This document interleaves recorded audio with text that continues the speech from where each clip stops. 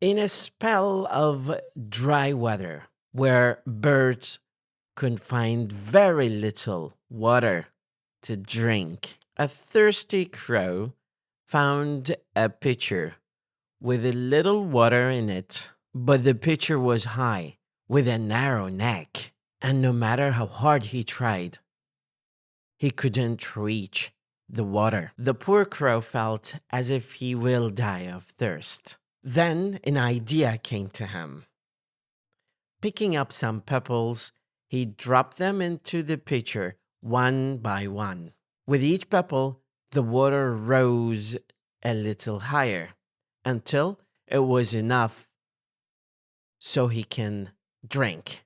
The moral lesson of the story: in a pinch, a good use of our wits may help us to survive. One more lesson I can think of is sometimes to get to where you want, the thing must be really challenging and thought demanding.